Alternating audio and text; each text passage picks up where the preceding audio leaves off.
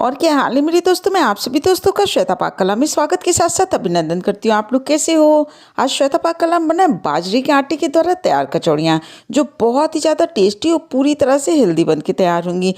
एक बार बाजरे की कचौड़ी आपने इस तरह से बना के तैयार कर ली तो ये रेसिपी आपको बहुत ज़्यादा पसंद आएगी। बहुत थोड़ी सामग्री के द्वारा बहुत थोड़े समय में बन के तैयार हो जाती है। आप सभी को पता है कि बाजरा बहुत ज़्यादा हेल्दी होता है। इस तरह से अगर आपने इस रेसिपी को बना के तैयार किया तो बच्चे भी इस रेसिपी को बड़े शौक से खाना पसंद करेंगे। चलो दोस्तों, हम आप इसको मिलकर बनाना शुरू करते हैं। बाजरे की कचौड़ी बनाने के लिए सबसे पहले हमने आटे को गूंथ के तैयार कर लेना है। इसके लिए 250 ग्राम हमने बाजरे का आटा लिया है। उसके अंदर स्वाद के अनुसार नमक को डाल देते हैं। जब भी आप बाजरे के आटे की कोई भी रेसिपी बना के तैयार करिए तो बाजरे का आटा बहुत ज़्यादा पुराना ना हो। अब इसके अंदर 1 से 2 टेबलस्पून हमने तेल को डाल दिया। अच्छी तरह से आटे और नमक को तेल के साथ मिला के तैयार कर लेते हैं।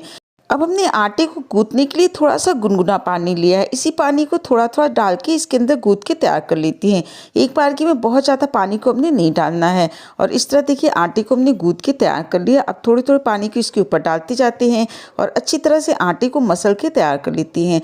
जितना बढ़िया आप आटे को गूंथ के तैयार करेंगी उतनी बढ़िया इसकी फुली फुली कचौड़ियाँ बन के तैयार होंगी। और इस तरह इसको हमने गूंथ के तैयार कर लेना है। जब आटा पूरी तरह से गूंथ जाता है तो इसका हल्का सा कलर भी चेंज हो जाता है। अब आटे के अंदर 1 से 1.5 टेबलस्पून हमने सफ़ेद वाले तिल को डाल दिया और तिल को डालने के बाद अच्छी तरह से आटे के अंदर मिला के तैयार कर लेते हैं। और इस तरह देखिए आटे को हमने सॉफ्ट लगा के तैयार किया, बहुत ज़्यादा टाइट नहीं, बहुत ज़्यादा ढीला नहीं। एक प्लेट की सहायता से इसको ढक के लगभग 10 से 12 मिनट के लिए रख देते हैं, जब तक इसकी स्टफिंग की हमने तैयारी कर लेनी है। इसके लिए हमने 6 से 7 पीस उबला हुआ आलू लिया। आलू को उबाल के हमने रख दिया था। जब पूरी तरह से ठंडा हो गया उसके बाद इसकी छिकली को निकाल के तैयार किया। एक छोटी कटोरी में करीब 5 से 6 टेबलस्पून हमने हरी वाली मटर ली है। आलू को हल्का सा हमने छोटे टुकड़े में तोड़ के तैयार कर लेना है। इस तरह देखिए आलू को हमने तैयार करके रख लिया। गैस पे एक पैन रख देते हैं। पैन गर्म हो गया तो इसके अंदर लगभग 1 से 1.5 टेबलस्पून तेल को डाल देते हैं। जब तेल गर्म हो जाता है तो इसके अंदर आधा टेबलस्पून जीरा डाल दिया। 2 मीडियम साइज की कटी हुई प्याज को इसके अंदर डाल देते हैं और तड़के के साथ इसको अच्छी तरह से चलाते हुए लगभग 2 मिनट तक हमने भून के तैयार कर लेना है। 2 मिनट बाद जो हमने हरी वाली मटर ली, पूरी मटर को इसके अंदर डाल देते हैं और प्याज के साथ चलाते हुए इसको भी 1 से 1.5 मिनट तक भून के तैयार कर लेना है। 3 से 4 पीस बारीक टुकड़े में कटी हुई हरी मिर्च को डाल देती है। 1 इंच अदरक का टुकड़ा घिस के तैयार किया था, इसको भी डाल देते हैं। 2 से 3 टेबलस्पून इसके अंदर हमने मेथी के पत्ते डाले। अगर मेथी के पत्ते ना हो तो इसके अंदर कसूरी मेथी को डाल सकते हैं। 1/4 टेबलस्पून इसके अंदर हमने हल्दी पाउडर को डाल दिया और आधा टेबलस्पून से थोड़ा सा ज़्यादा स्वाद के अनुसार नमक को डाल दिया। इन सभी को अच्छी तरह से मिला लेना है और मिलाने के बाद 1/4 टेबलस्पून इसके अंदर हमने गरम मसाला डाल दिया। आप चाहें तो जीरा पाउडर या धनिया पाउडर का भी उपयोग कर सकते हैं।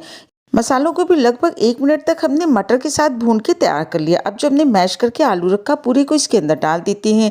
अब हमने गैस की फ्लेम को मीडियम कर देना है। आलू के साथ इसको अच्छी तरह से मिला के तैयार कर लेते हैं। इस तरह देखिए तैयार हो गया। अब इसको हमने थोड़ा सा मैश करके तैयार कर लेना है, जिससे कचौड़ी का फ्लेवर बहुत ही ज़्यादा बढ़ जाता है। और इस तरह देखिए तैयार होने के बाद एक हमने नींबू लिया था, उसके आधे हिस्से को इसके अंदर डाल देते हैं। आप चाहे तो अमचूर पाउडर या तो फिर इमली के पल्प को भी डाल सकते हैं। ऊपर से थोड़ा सा धनिया पत्ता डाल दिया। सारी सामग्री को मिला दिया। गैस की फ्लेम को बंद कर दिया। इसको हमने 8 से 10 मिनट के लिए रख देना है। जब ये थोड़ा सा ठंडा हो जाएगा, आप हाथ से इसको आसानी से छू सकें, तो इसके हमने कुछ के बॉल्स बना लेने हैं और कुछ के हमने गोल टिक्की की तरह बना के तैयार कर लेते हैं। क्योंकि आज की कचौड़ियाँ हमने 2 तरह से बना के तैयार की है। इस तरह देखिए 1 पीस बॉल को बना के तैयार कर लिया। इसी प्रोसेस के द्वारा बाकी को बना लेंगे और 1 पीस हमने टिक्की को भी बना के तैयार कर लिया। और इस तरह देखिए सभी को हमने बना के तैयार कर लिया। अब इसके द्वारा कचौड़ियों को बना के तैयार करते हैं। आटे को रखे हुए भी लगभग 15 मिनट हो गया है। थोड़ी से आटे को हमने निकाल लेना है और इसमें से छोटी छोटी लोइयों को निकाल के तैयार कर लेते हैं। इन कचौड़ियों को ऊपर का जो परत होगा वो एकदम से पतला बना के तैयार करेंगे, तभी इसकी कचौड़ी बहुत ही ज़्यादा टेस्टी लगती है। 1 पीस को हमने हाथ पे लेना है और उसके ऊपर थोड़ा सा तेल लगा लेते हैं। इस तरह गोल करने के बाद 1 पीस जो हमने बॉल्स की तरह बना के रखा है इसको बीच में रखते हैं। हल्के हाथों से आप साइड से आटे को उठाते जाएंगे तो ये अच्छी तरह से कवर हो जाएगा। इस बात का ध्यान रखिएगा कि बहुत ज़्यादा इसको हमने मोटा बना के नहीं तैयार करना है। आटा जब परफेक्ट गूंथ के तैयार होगा तो ये आसानी से इस तरह से बॉल की तरह बन के तैयार हो जाते हैं।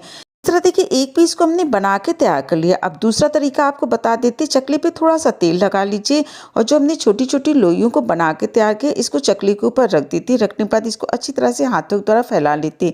आप चाहे तो बेलन की भी सहायता ले सकते, पर हाथों के द्वारा एकदम से परफेक्ट बन के तैयार होती है।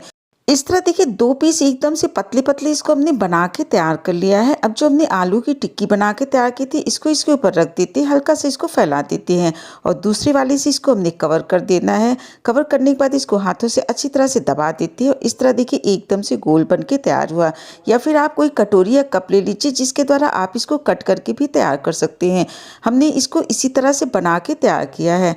थोड़ी सी हमने बॉल्स बना के तैयार कर लिए और थोड़ी सी इस तरह हमने कचौड़ियों को बना के तैयार कर लिया।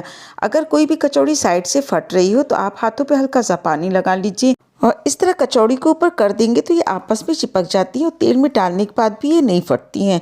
इस तरह देखिए दोनों तरह की हमने बना के तैयार कर ली।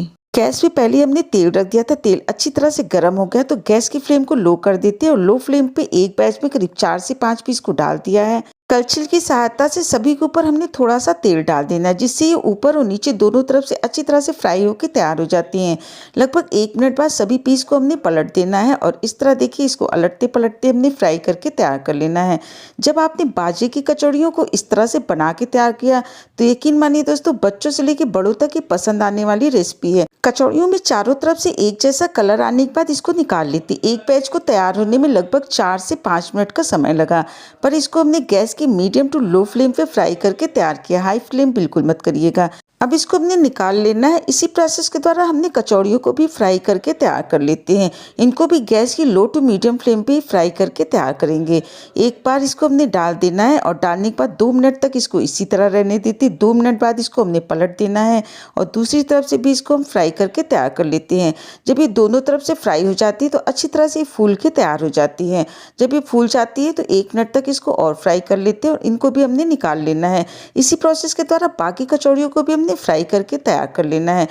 आपके साथ हम किसी भी रेसिपी को शेयर करते हैं तो उससे पहले उसको कई बार ट्राई करने के बाद ही आपके साथ शेयर करते हैं, जिससे आप भी जो रेसिपी बना के तैयार करें वो पूरी तरह से परफेक्ट बन के तैयार हो। बाजरे के आटे को आपने बहुत ज़्यादा टाइट गूंथ के तैयार किया तो ये कचौड़ियाँ फटने लगती हैं और ढीला गूंथ के तैयार करेंगे तो कचौड़ियाँ ठीक से बनती नहीं है।